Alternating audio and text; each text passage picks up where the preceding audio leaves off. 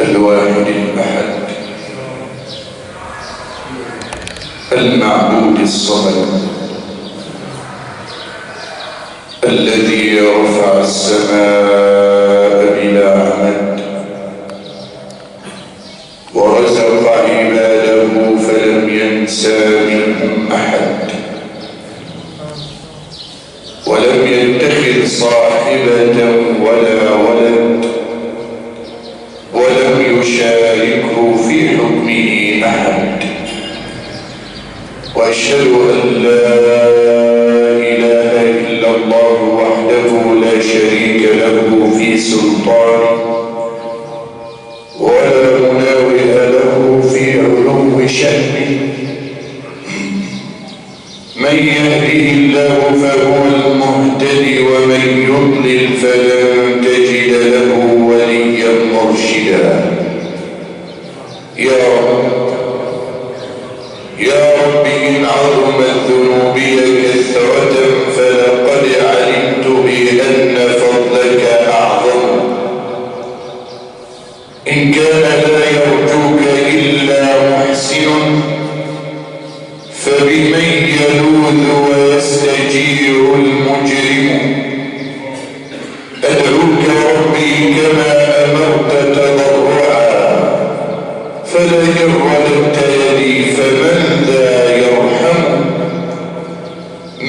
لي إليك وسيلة إلا الرجاء وجميل عفوك ثم إني مسلم.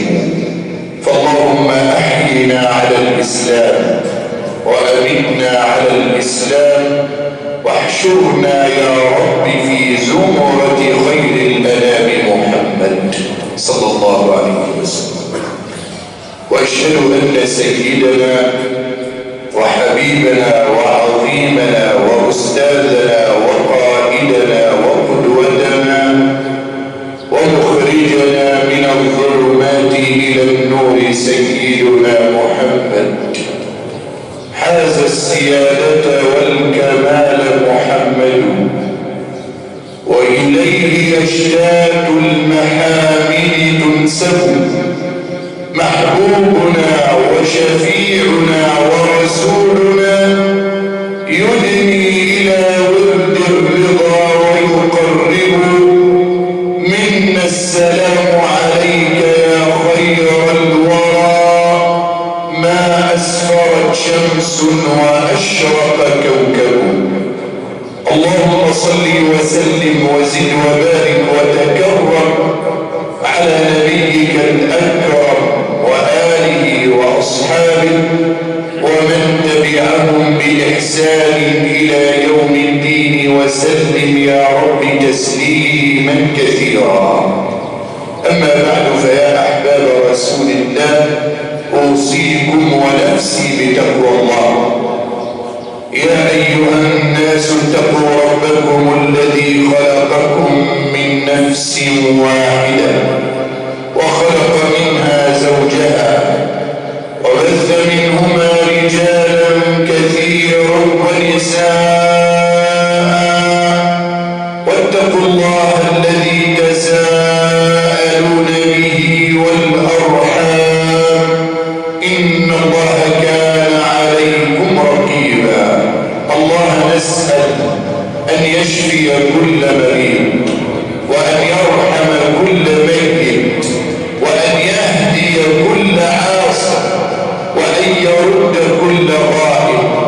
اللهم ارحم كل ميت واشف كل مريض واهد كل عاصي ورد كل غائب. اللهم انصر المستضعفين في فلسطين وفي كل بقاع الأرض يا رب العالمين. اللهم اكتب للإسلام والمسلمين نصرا عزيزا بقوتك ورحمتك يا قوي يا متين. الأحبة الكرام، وتدعونا وزارة الأوقاف للحديث معكم اليوم حول رمضان شهر الإرادة والكرم. فيا شهر رمضان، اسكب الأنوار فجرا في قلوب مظلمة، واملأ الأرواح طهرا في نفوس هائمة. اجعل التقوى دليلا كي تقود إلى الطريق. أمة عزت وسالت يوم عاشت مسلمة. فاللهم أحينا على الإسلام وأمتنا على الإسلام واحشرنا يا رب في زمرة خير الأنام. فاللهم لك الحمد أن بلغتنا رمضان. اللهم لك الحمد أن بلغتنا رمضان، ونسألك يا ربنا ألا تخرجنا من رمضان إلا وقد غفرت ذنوبنا وأعتقت من النار رقابنا ورقاب آبائنا وأمهاتنا وذرياتنا وإخواننا وأخواتنا ومن له حق علينا يا رب العالمين. فإن أعظم منة ومنحة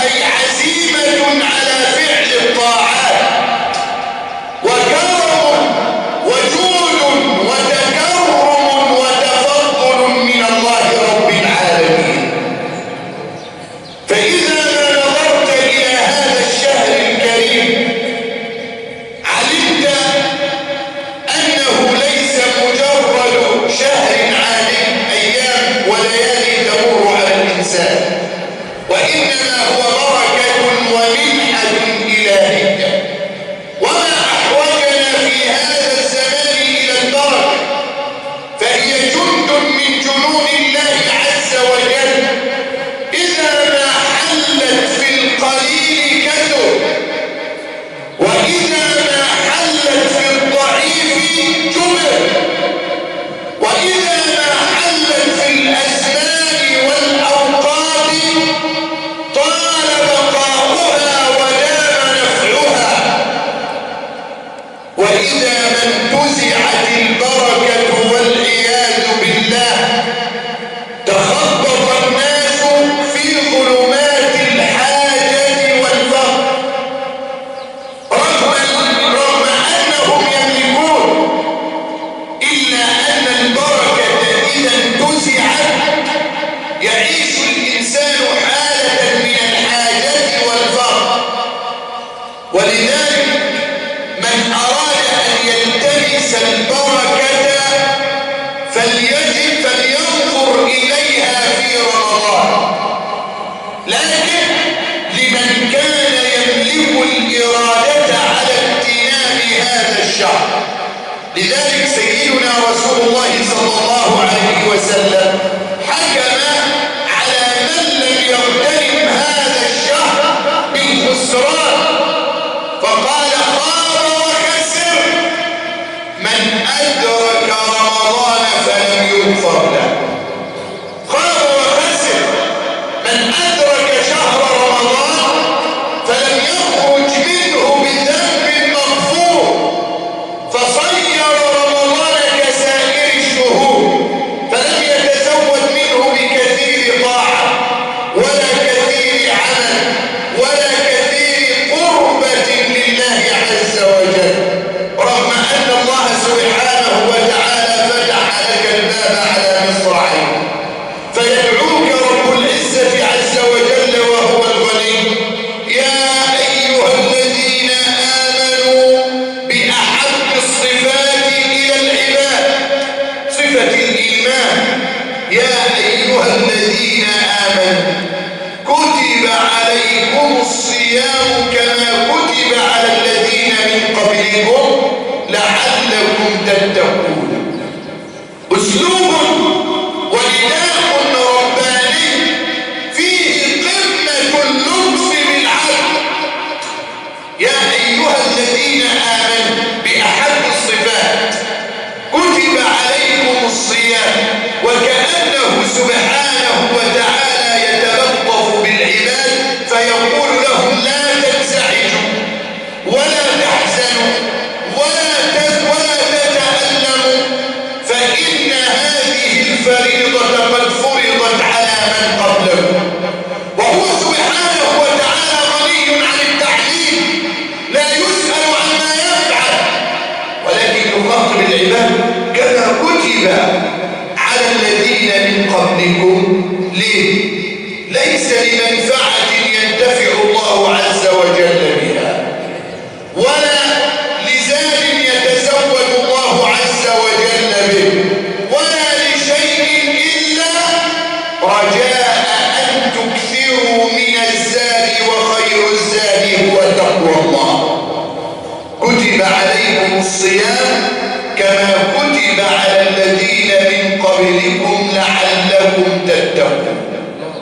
فانظر إلى بركة العبادة في رمضان.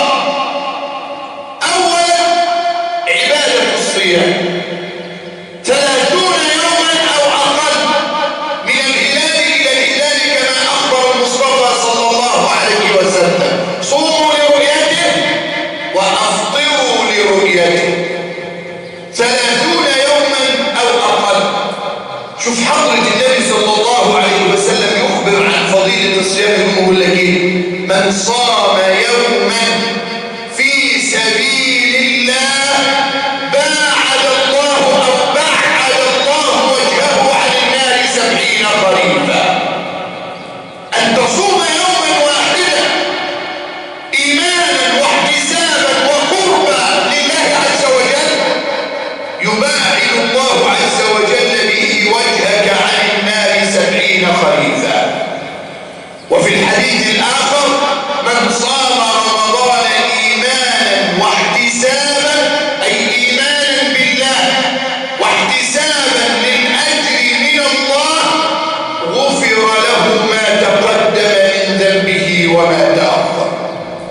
مغفرة للذنوب بأن تصوم هذا الشهر لله عز وجل إيمانا بالله واحتسابا للأجر من الله عز وجل. ثم من أجل العبادات في هذه الأيام عبادة الصلاة، فتجد الإنسان يستطيع أن يؤدي من الصلوات في رمضان ما يستطيع أن يؤديه في عام كامل غير رمضان. لكن للأسف كثير من الناس يفرط، وكثير من الشباب يهمل ويتشاغل عن الصلوات في رمضان، لا سيما صلاة النوافل مثل صلاة التراويح. النبي صلى الله عليه وسلم يقول أيضا: من قام رمضان إيمانا واحتسابا، أي صلاة القيام التراويح، غفر له ما تقدم من ذنبه وما تأخر.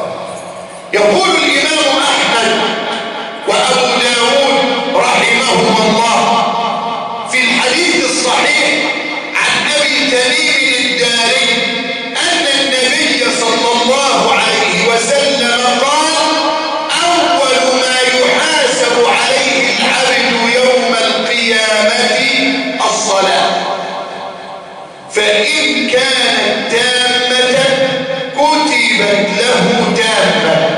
أول شيء تحاسب عليه يوم القيامة الصلاة، فإذا وجدت الصلاة التامة كاملة قد أديت فرائضها كاملة فيكتب للعبد تامة، وإذا لم تكن تامة فيقول الله عز وجل لملائكته: انظروا إلى عبدي هل له من نافلة، يعني ينظروا إلى النوافل السنن اللي انت بتهملها وتضيعها ولا تهتم بها، فإذا كانت له نافلة يقول: انظروا هل له من نافلة فأكملوا بها ما فاته من الفريضة، فتستكمل الفرائض يوم القيامة بالنوافل تكرما وجودا من الله عز وجل على عباده. ثم الزكاة مثل ذلك، ثم تحمل العبادات على ذلك. الصلاة فرمضان موسم للصلوات، موسم للطاعات. تتعجب حين يقام للصلاة وحين ينادي المنادي: حي على الصلاة، حي على الفلاح، وتجد من يتشاغل عن ذلك بما لا فائدة منه، بما لا ثمرة فيه، بما لا منفعة فيه.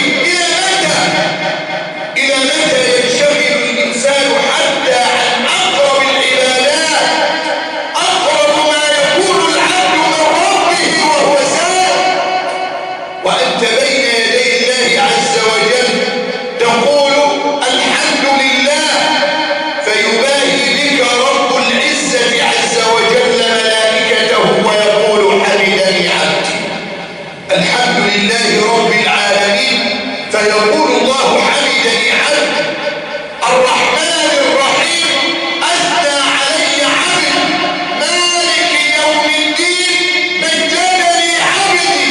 إياك نعبد وإياك نستعين، اهدنا الصراط المستقيم، صراط الذين أنعمت عليهم غير المغضوب عليهم ولا الضالين. فيقول الله: سألني عبدي ولعبدي ما سأل. شوف في رمضان بنقولها كم مرة. في الأيام العادية في الفرائض 5 فرائض، 4 الظهر و4 العصر و4 العشاء و3 المغرب و2 الفجر، شوف في كم ركعة.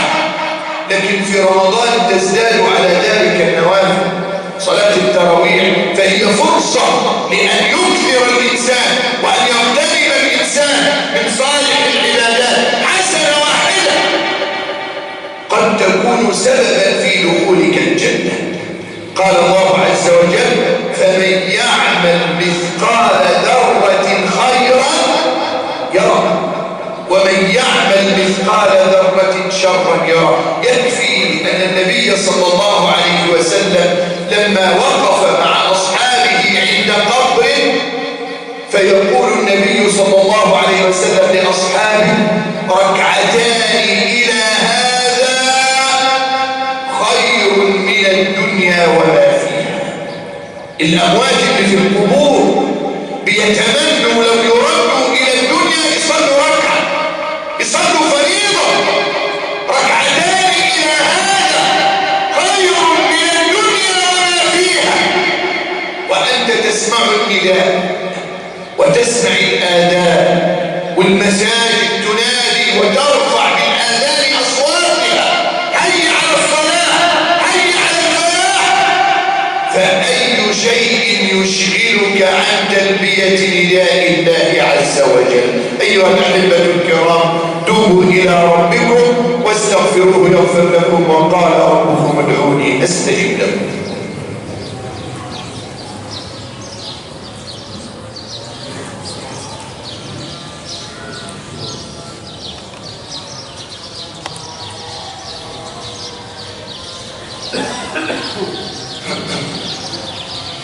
الحمد لله رب العالمين، والصلاة والسلام على أشرف المرسلين وسيد الأولين والآخرين وخير خلق الله في العالمين، سيدنا محمد بن عبد الله الصادق الأمين. وأشهد أن لا إله إلا الله وحده لا شريك له ولي الصالحين العابدين، وأشهد أن محمدا عبده ورسوله وصفيه من خلقه أجمعين، صلوات الله وسلامه وتحيات الله وبركاته عليك سيدي أبا القاسم يا رسول الله، وعلى آلك وأصحابك ومن تبعهم بإحسان إلى يوم الدين، وسلم يا رب تسليما كثيرا. أما بعد، فيا أحباب رسول الله، أوصيكم ونفسي بتقوى الله. يا أيها الذين آمنوا اتقوا الله حق تقاته ولا تموتن إلا وأنتم مسلمون. أيها الأحبة الكرام، يتكرم الله عز وجل على عباده في هذا الشهر بمضاعفة الأجر بما لا حصر له ولا عد. يضاعف الله عز وجل لنا الأجر بما لا حصر له ولا عد. فيقول النبي صلى الله عليه وسلم فيما اتفق عليه الإمامان البخاري ومسلم أن النبي صلى الله عليه وسلم قال: كل عمل ابن آدم له إلا الصوم قال الله فإنه لي وأنا أجزي به. وانفرد الإمام مسلم بقول النبي صلى الله عليه وسلم: كل عمل ابن آدم يضاعف الحسنة إلى 10 أمثالها إلى 700 ضعف. قال الله عز وجل: إلا الصيام فإنه لي وأنا أجزي به. قال الإمام القرطبي رحمه الله: إن الأعمال قد كشفت مقاديرها للناس، الحسنة ب10 أمثالها إلى 700 ضعف إلى ما شاء الله، إلا الصيام فإن الله عز وجل قد أخفى أجره تكرما وتفضلا من الله عز وجل على عباده. فالله سبحانه وتعالى يفتح لك أبواب الرحمة على مصراعين، يفتح لك أبواب القبول، أبواب الحسنات، أبواب الحج. فهل من مغتنم قبل أن تنادي وتقول: رب ارجعون لعلي أعمل صالحا فيما تركت؟ فيكون الجواب: كلا، إنها كلمة هو قائلها ومن ورائهم برزخ إلى يوم يبعثون. فيا من ما كفاه الذنب في رجب حتى عصى مولاه في شهر شعبان، لقد أظلك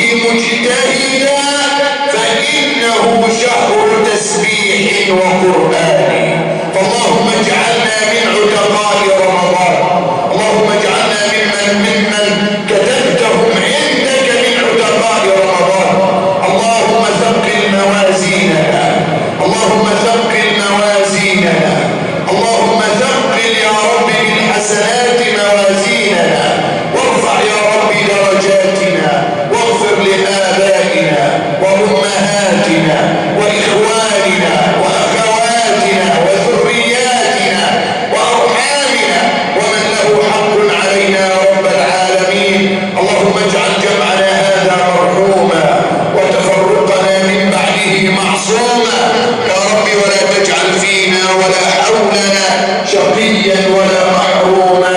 آمين آمين يا رب العالمين.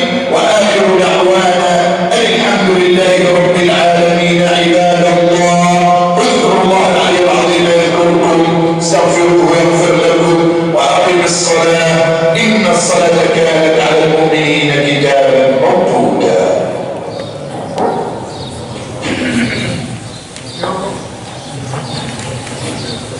الله أكبر الله أكبر. أشهد أن لا إله إلا الله. أشهد أن محمدا رسول الله. حي على الصلاة حي على الفلاح.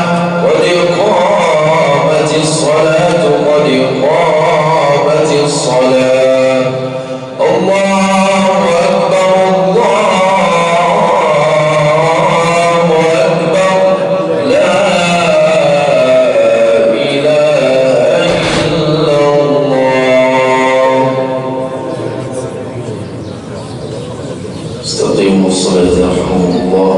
ساووا الصف فإن تسوية الصف من تمام الصلاة. الله أكبر.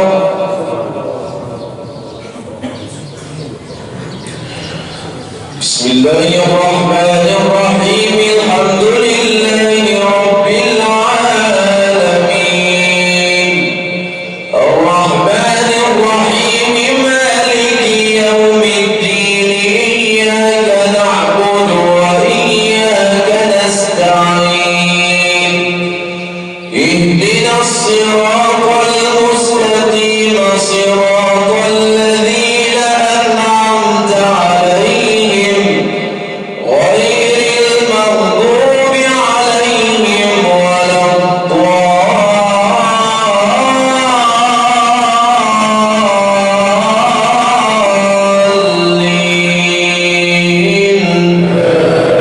آمين.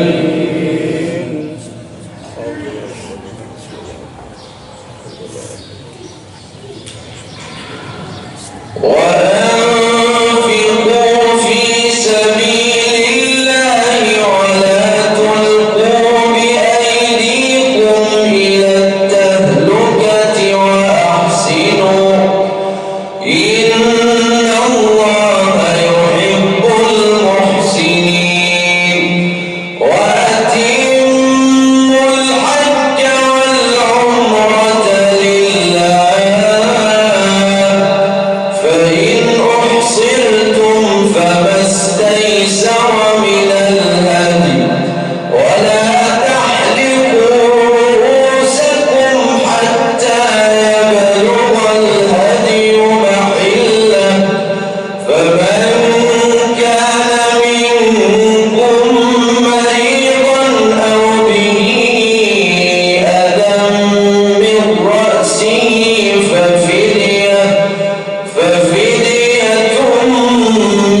من صيام أو صدقة أو نسك.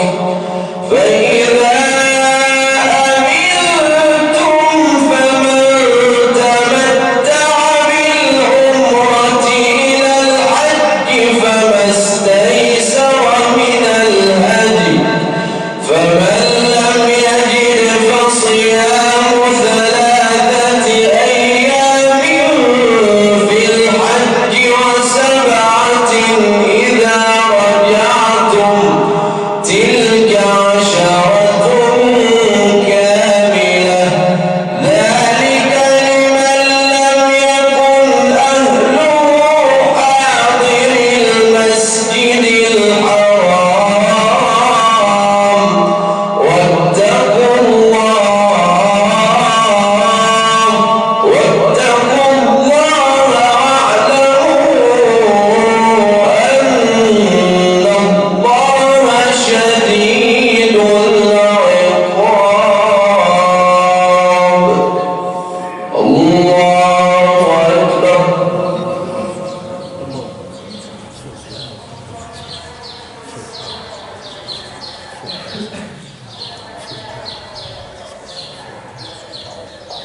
سمع الله لمن حمده.